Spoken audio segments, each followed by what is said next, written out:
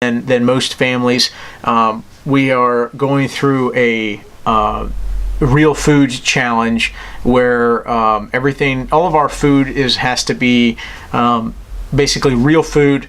You can find out information on that on I think the website's like 100daysofrealfood.com or something like that. But anyway, this is not a plug for them. It is just a simple explanation that our food is a little bit different than what it used to be, or what most people would consider just a regular grocery shopping. So that added a little bit of stress or consideration to our grocery shopping process as well, because certain items we just couldn't buy. They had to, nothing refined, no processed sugars, no preservatives, things like that.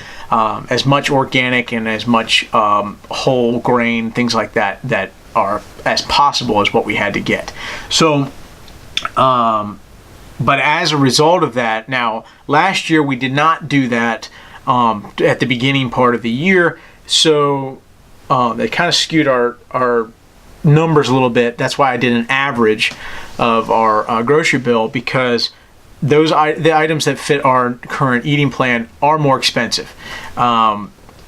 So we just expected that number to be up a little bit anyway this year. But our grocery store weekly was up about $20 a week more than last year's average.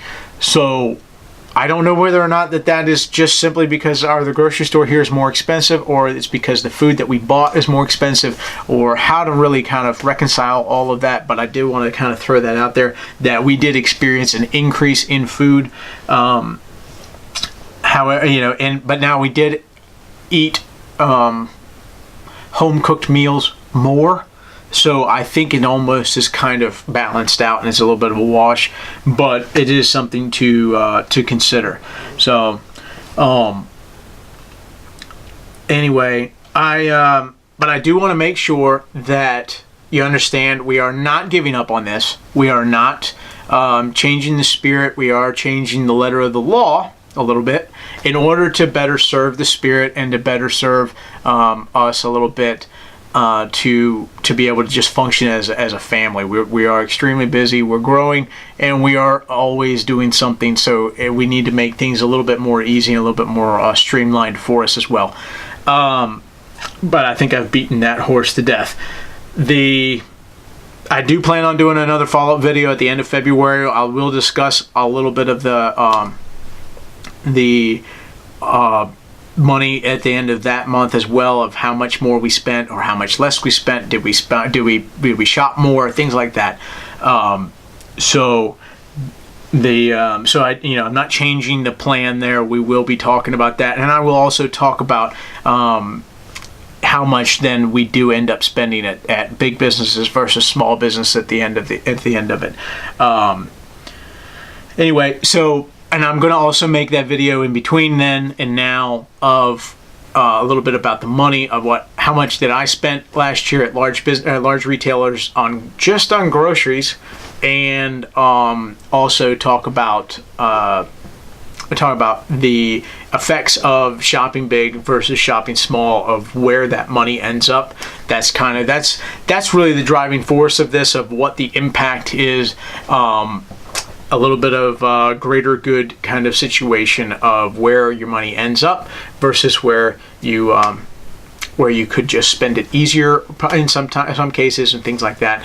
But anyways, I appreciate you guys watching. Thanks. I know this one was a little long. I don't plan on cutting a whole lot out of this, so it's probably going to be about 18 or so minutes. And but I do appreciate y'all watching. Please subscribe. Please comment below. Let me hear it. You think that I chickened out? You think I've wimped out on this? Let me know. If you have any kind of recommendations to how we can modify this better, or if you have decided to embrace something, even if it's just one meal that you guys decide to eat out at a locally small business, or maybe that you cooked another meal at home that you bought at a local market. Those can have amazing results to your local community, and and as well as that local business owner's personal life as well. So please consider that, and let me know if you've decided to do incorporate a little bit of our project into your life as well. Thanks for watching. We'll see you next time.